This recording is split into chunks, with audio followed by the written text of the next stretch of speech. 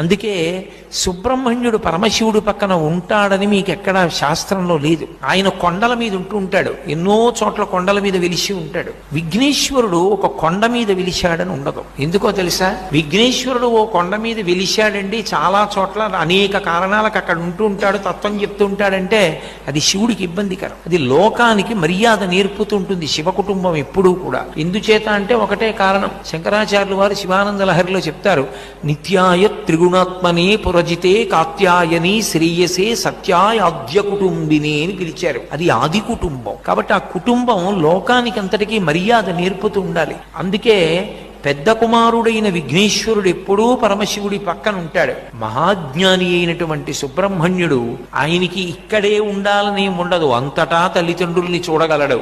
అందుకే ఆయన లోకానుగ్రహం చెయ్యడం కోసమని వివిధ పర్వత శిఖరముల మీద వెలిసి ఉంటాడు.